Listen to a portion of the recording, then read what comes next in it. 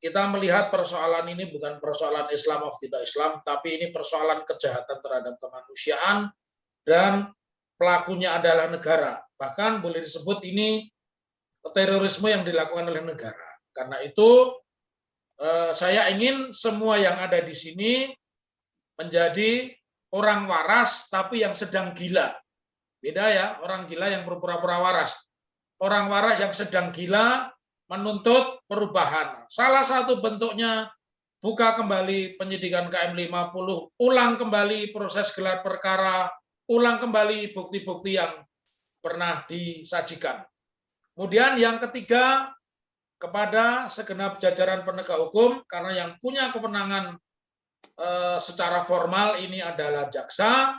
Ayo kita bareng-bareng datang ke jaksa, bukti-bukti ini selain kita serahkan kepada polisi, juga kita serahkan kepada jaksa agung. Kenapa? Karena pada saatnya polisi atau jaksa mereka nanti juga menjadi manusia biasa. Mereka juga berpotensi kalau negara ini dikelola oleh polisi jelek, kita juga akan hancur. Dan yang keempat, lebih bagus punya polisi yang jelek tapi jujur, ya, daripada punya polisi baik dengan persenjataan hebat, dengan fasilitas hebat, tapi tidak jujur dan jahat. Hancurkan ketidakadilan.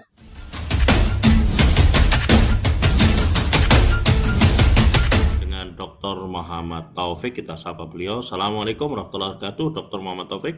Waalaikumsalam warahmatullahi wabarakatuh.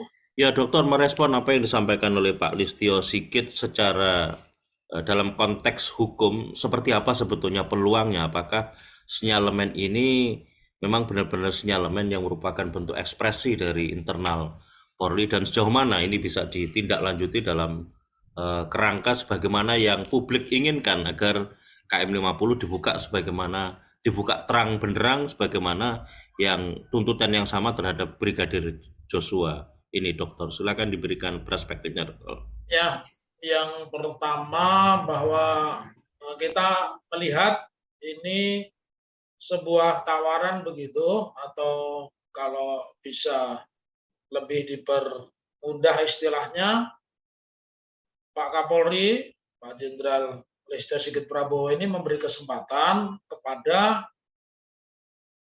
penasihat hukum atau keluarganya untuk mengajukan upaya hukum peninjauan kembali. Nah, ini saya berikan catatan dulu bahwa pengajuan peninjauan kembali ini bukan semata-mata novum, tapi yang lebih penting, yang benar itu adalah menyajikan hal-hal yang dulu belum ada di dalam proses persidangan, salah satunya novum, ya. Jadi yang bisa dikoreksi itu bukan hanya bukti baru, tapi kesalahan hakim, ketidakcermatan hakim, ya, ketidaktransparan jaksa dan seterusnya, itu bisa diajukan peninjauan kembali atau menemukan bukti-bukti baru. Jadi novum itu salah satunya bukti baru, tetapi peninjauan kembali bukan hanya didasarkan pada novum, ya. Perilaku hakim yang tidak cermat, ya, yang tidak sesuai dengan hukum acara dan seterusnya, itu bisa menjadikan proses persidangan itu diperiksa kembali. Nah, sebelum sampai ke sana, satu sisi saya tadi mengatakan bahwa ini kesempatan atau ini angin segar. Tapi di sisi lain ini juga membawa sebuah konsekuensi yang tidak mudah. Kenapa saya bilang tidak mudah? Karena Indonesia ini menganut paham civil law, ya. Civil law kita itu jajahan Belanda. Jadi sehebat-hebat apapun ketika kita membuat peraturan, termasuk di dalamnya adalah KUHAP yang tahun 80, itu dianggap sebagai karya agung bangsa Indonesia, ya. Karena dulu kita menggunakan HIR, kemudian tahun 80 kita mulai menggunakan KUHAP, Kitab Undang-Undang Hukum Acara Pidana. Tetapi jangan lupa, di dalam sistem peradilan pidana, ya, itu hak-hak terdakwa untuk mendapatkan keadilan itu hanya bisa dilakukan oleh keluarganya, ya, oleh keluarganya atau dirinya kalau ini bukan perkara pembunuhan. Jadi kalau bukan perkara pembunuhan, dirinya, ahli warisnya, keluarganya, atau penasihat hukum itu bisa menuntut haknya. Nah, tetapi kalau sudah sampai proses persidangan, maka KUHAP itu mengatur, ya, bahwa hak anggota keluarganya, penasihat hukumnya itu sudah berhenti ketika disidangkan. Lalu siapa yang mengambil alih? Yang mengambil alih itu adalah jaksa penuntut umum dan hakim. Nah, pertanyaannya, bagaimana kalau tadi di dalam KUHAP itu diatur pada tingkat penyidikan? Nah, celakanya kan begini, kalau tingkat penyidikan juga mendapatkan polisi yang masuk kategori polisi ugal-ugalan atau polisi yang tidak profesional atau bad cop, apalagi yang the ugly cop, ugal-ugalan. Kemudian dapat jaksa juga yang tidak cerdas, dapat hakim yang faktanya kita bisa lihat di persidangan KM 50, hakim justru membebaskan para pelaku. Nah, padahal di dalam KUHAP, hak pelaku, ahli waris, dan penasihat hukumnya itu hanya sudah berhenti pada sangat penyidikan, tingkat penuntutan, tingkat pengadilan itu sudah diambil alih oleh negara. Karena itu, tadi saya bilang di satu sisi ini angin segar, di sisi lain bukannya tidak ada, tapi peluang itu sudah digantikan oleh kedudukan jaksa penuntut umum. Sebab kita lihat di pasal 1 angka 12 ya, KUHAP itu upaya hukum dimiliki atau diberikan kepada terdakwa dan penuntut umum, sedangkan korban tidak memiliki upaya hukum. Jadi di satu sisi Pak Kapolri ini memberikan ruang kepada keluarganya, ahli waris, penasihat hukumnya untuk mengajukan peninjauan kembali. Tetapi sistem hukum kita tidak memungkinkan penasihat hukumnya itu melakukan upaya hukum peninjauan kembali karena ini perkara publik, perkara pidana. Yang bisa dilakukan itu adalah lewat jaksa, upayanya mekanismenya banyak, bisa juga nanti akan saya berikan satu cakrawala berpikirnya. Nah, di mana kita bisa lihat di Perma nomor 1 tahun 69, kemudian Perma nomor 1 tahun 80, PK yang mengajukan itu terpidana atau jaksa. Justru jaksa dan terpidana ini bisa mengajukan. Korban ini sudah selesai. Jadi sepintas ini sebuah angin segar, sepintas ini menyenangkan kita dan mungkin membuat kenyang. Tetapi menurut saya ini akan kesulitan karena sistem peradilan pidana kita sudah disebutkan di dalam hukum acara maupun di dalam peraturan Mahkamah Agung yang bisa melakukan upaya-upaya hukum luar biasa, ya, itu adalah korban dan jaksa penuntut umum, ya. Lalu ruangannya di mana? Kalau kita yang seperti ini ya ruang-ruang publik ini karena secara faktual diakui tidak, ya, peristiwa hukum terbuka luas ini kan peranan media sosial sampai kemudian Komisi 3 pun ikut-ikut mengambil alih legal audit. Padahal Komisi 3 tidak hanya legal audit, Komisi 3 itu bisa merekomendasikan Kapolri itu diganti. Karena apa? Karena dulu yang fit and proper test adalah anggota dewan yang terhormat. Nah, menyebut anggota dewan ini harus pakai yang terhormat loh. Cak Slamet, Mas Ahmad nanti bisa kena contempt of court ini kalau tidak menyebut anggota dewan yang terhormat, ya. Nah, artinya pada ruang ini beban itu sekarang berpindah kepada jaksa penuntut umum. Lalu bagaimana sekarang peran keluarga ahli waris? Ya, bisa dilakukan dengan satu mendasarkan pernyataan Pak Kapolri, kemudian yang kedua secara faktual sebelum persidangan dimulai KM 50 ini kan sudah dipindah tangankan, ya. Jadi bisa saja kita mengajukan peninjauan kembali itu atas dua hal, satu atas novum, yang kedua bukti-bukti baru yang dulu belum pernah digunakan.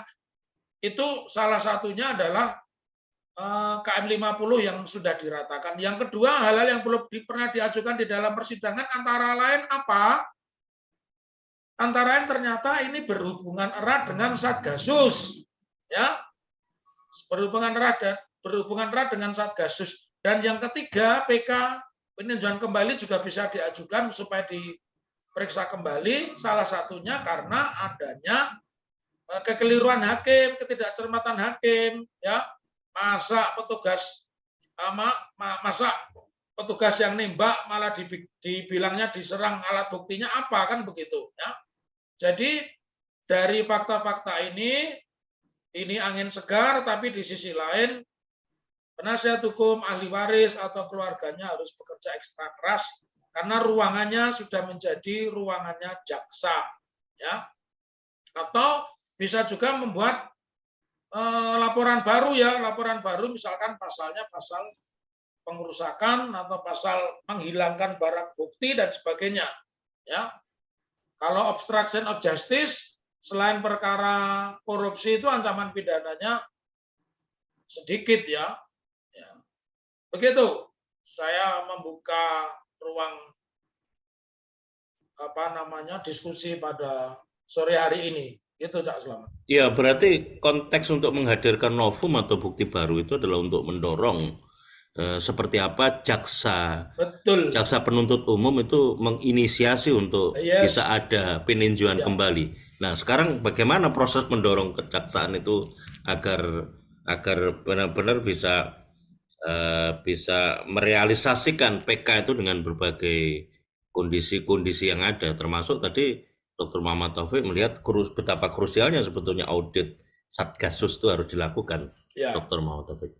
Ada beberapa upaya yang bisa dilakukan. Ini kan polisi ini berbenah, Kapolrinya sendiri sudah mengatakan, ya, dan Kapolri inilah yang memberikan ruang.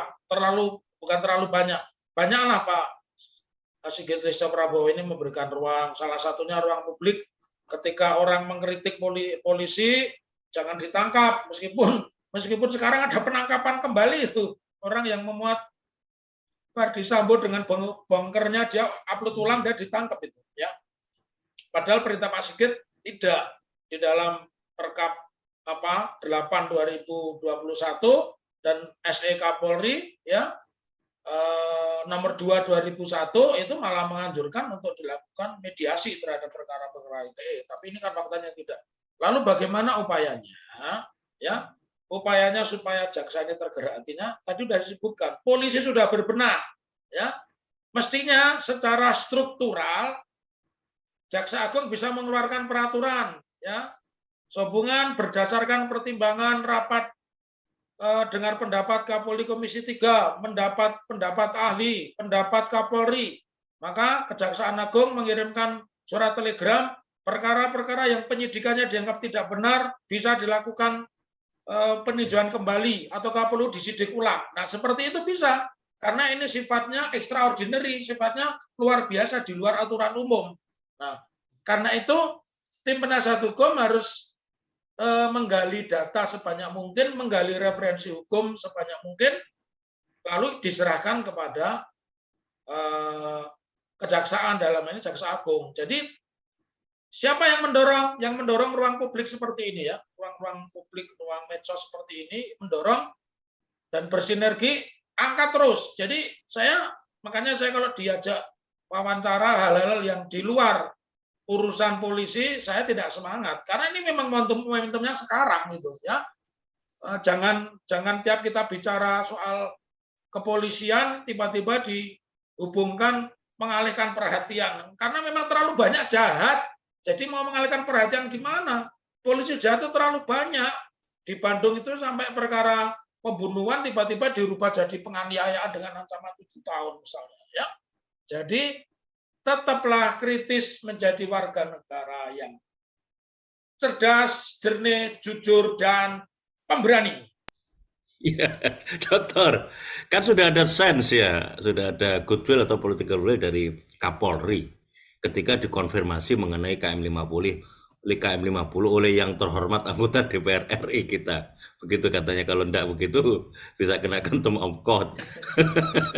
Nah, kira-kira peran presiden sendiri dalam konteks ini, karena memang sudah ada dorongan yang direpresentasikan oleh yang terhormat anggota DPR RI, seperti apa dokter melihatnya? Nah, itu pertanyaan bagus. Kita justru mengukur Presiden ini ngeh tidak dengan KM 50. Tetapi saya ingin sampaikan di ruangan ini, konstruksinya ini bukan Islam, bukan Kristen. Jadi ketika kita memperbincangkan Joshua Nofriansah, apa itu Simanjuntak, jangan selalu ini dialektikanya berhubungan dengan Muslim non-Muslim. Tidak, ini persoalan kemanusiaan. Begitu pula ketika kita bicara FPI, jangan dialektikanya dialektika Muslim yang terdolimi. Ini semua rakyat Indonesia itu terdolimi. Personifikasinya bisa diwujudkan dalam bentuk kasus Sambo yang membunuh berserta rombongannya, membunuh anak buahnya sendiri, dan polisi yang membunuh 6 anggota FPI. Jadi isunya dirubah, ini kejahatan terhadap kemanusiaan, dan itu tidak boleh terjadi kepada siapapun. Karena itu momentum ini jangan lepas, ya. Saya berharap lebih kencang lagi desakannya, ya, desakannya tokoh-tokoh masyarakat, misalkan Muhammadiyah, ya, Muhammadiyah. Saya tidak mengajak NU, ya, tidak mengajak NU, tak selamat, ya. Dan kemudian tokoh-tokoh Muhammadiyah ini datang ke Komisi 3 tempat anggota dewan yang terhormat. Jadi harus pakai kata yang terhormat, ya. Nah, kemudian juga mendatangi ke Kejaksaan Agung supaya mendesak, membuat percepatan, ya.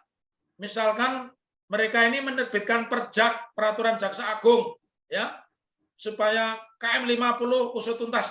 Kemarin ketika mereka menangkap Apeng itu juga luar biasa loh, menggunakan tentara, tidak minta tolong Satgasus loh, ya. Menangkap Apeng kemarin tidak minta tolong Sambo loh, itu minta tolongnya kepada tentara kok. Karena kebetulan mungkin Sambo sedang menghadapi persoalan. Jadi begitu, ya. Jangan pernah berhenti memperjuangkan penegakan hukum, jangan pernah berhenti memperjuangkan keadilan.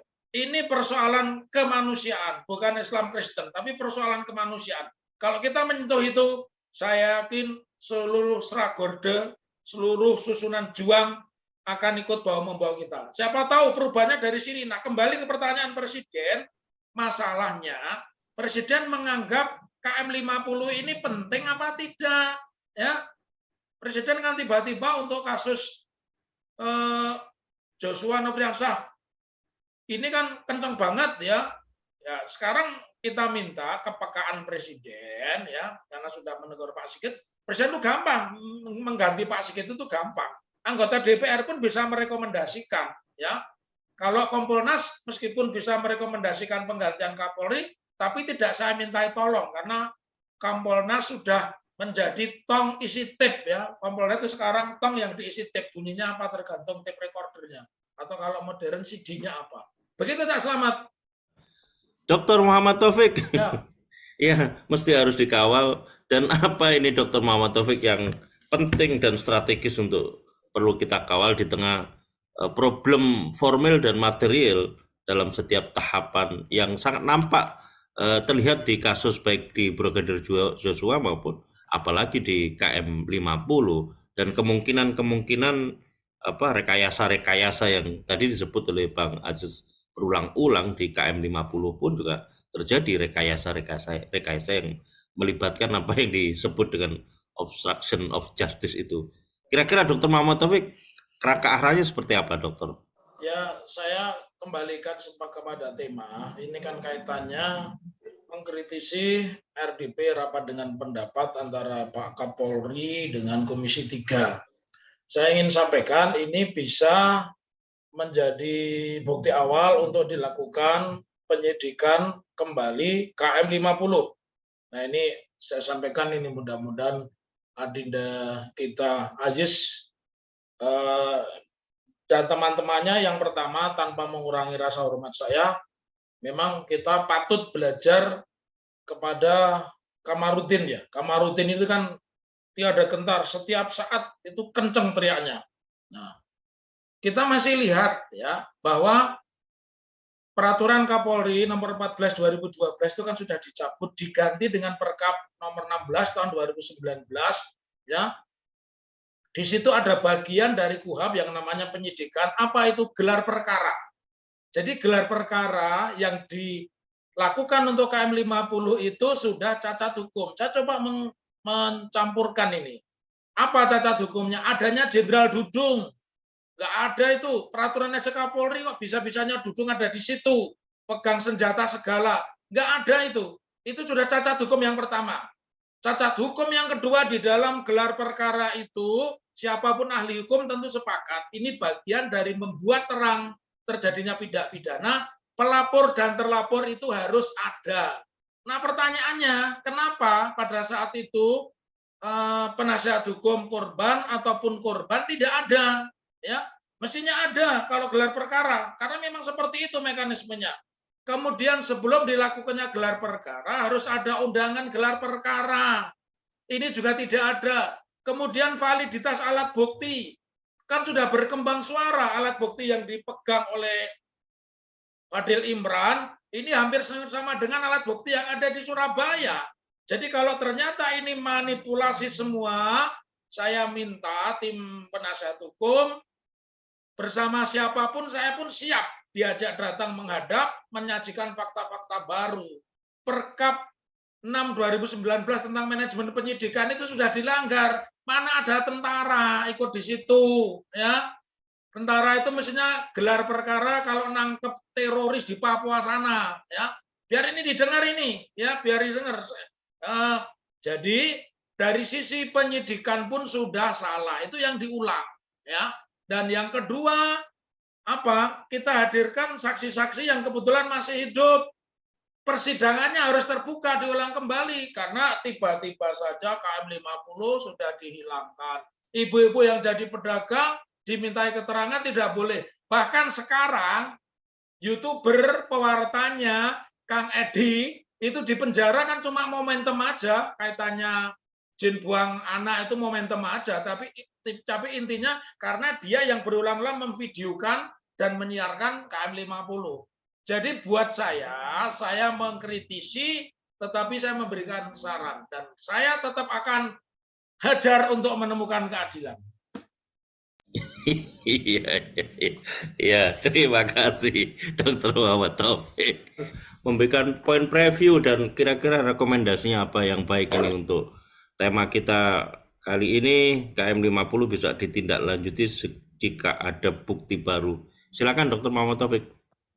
Yang pertama, tetaplah yakin ya, kalau kita memperjuangkan kebenaran di situ pasti ada campur tangan Tuhan, pasti ada pertolongan.